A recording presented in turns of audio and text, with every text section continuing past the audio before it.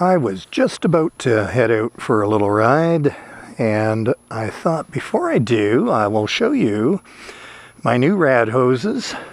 There. And there. The silicone DRC hoses. Also got some fancy little red plugs. Big thing is hex nut in there rather than the silly factory attachment that gets all gimped up. Anyway, so I put those in at the same time. What I did was I swapped the old ethylene glycol antifreeze for engine ice, which is propylene glycol.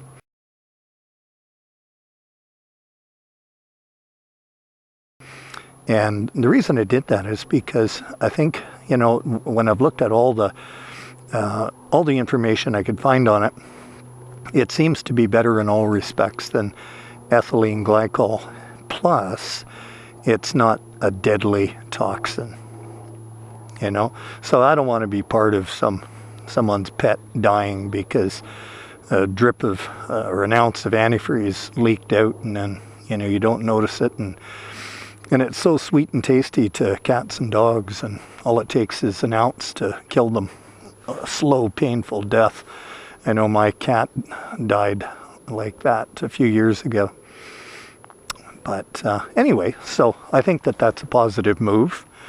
So I'm going to go out for a spin, make sure that once it's really up to temperature that everything is holding with no leaks. I did change my fueling settings as well. After repacking my Yoshi exhaust here, I noticed that the insides of it were quite black, and I thought, you know what, I think I'm a little rich. So we leaned them out. Yeah, that engine ice is not cheap, but I think it's worth it. In Canada here, out of the Honda dealer, I paid $29.95 for a 1.89 liter jug, which is a half US gallon. So it's pricey, but I think the advantages outweigh the disadvantage of the cost.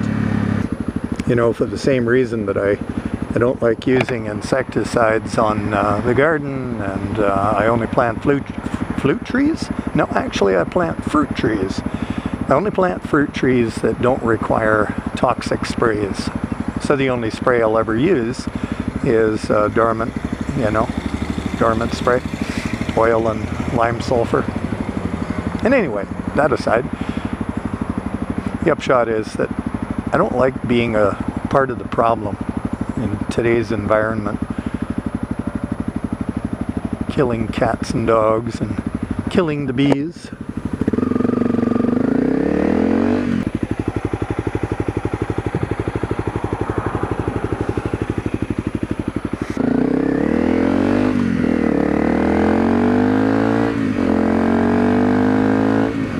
Just wanted to make sure that there was no leaks yet. I'll check again when it gets hotter.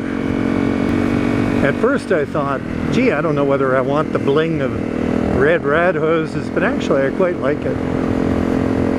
And the little Zeta engine caps, same. Maybe I'll carry that theme through and get the Zeta front sprocket cover guard and the axle blocks.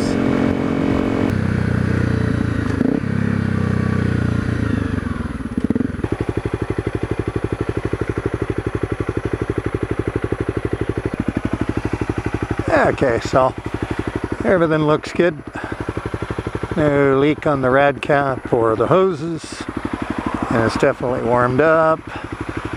I emptied out the tank and filled that with engine ice. The thing with engine ice is you don't want any of the ethylene glycol in there when you change over. So I made sure that there was nothing left and flushed it out with distilled water after, and then put the engine ice in. The other thing about engine ice is it supposedly, and they say it, and I've heard reports from people who use it say the same thing, that it lowers your coolant temperatures, your engine temperature, when you're in extreme heat or hard conditions. You know, like let's say in summer it's 35 degrees centigrade and you're kind of going slow in tricky off-road sections. You know, your bike heats up a lot, and that'll be an advantage there. They say it's like up to 10 degrees different or something in those situations. So that's a pretty good feature.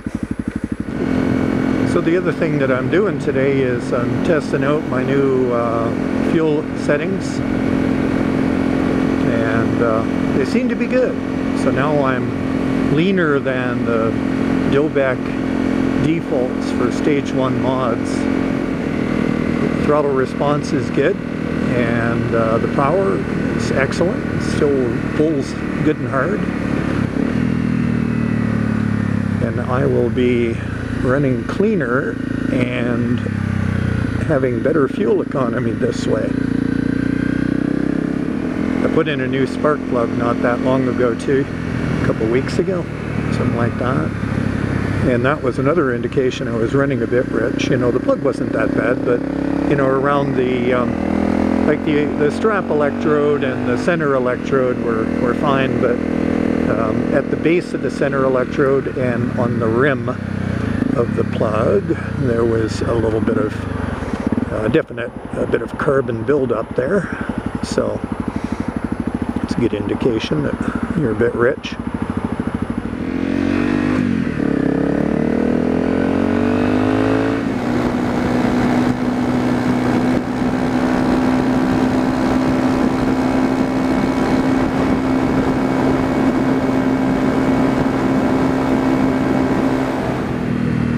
Okay, so a little test there on that section that was an uphill section, and accelerating in 6th gear. I think I got maxed out at 116 kilometers an hour.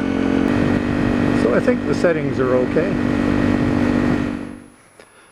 Alrighty, so mission accomplished. Everything's good. No leaks. Bike runs really good with the new EGK settings. So I think I'll leave them there now. Anyway, you folks, you have a great day. And thanks for joining me.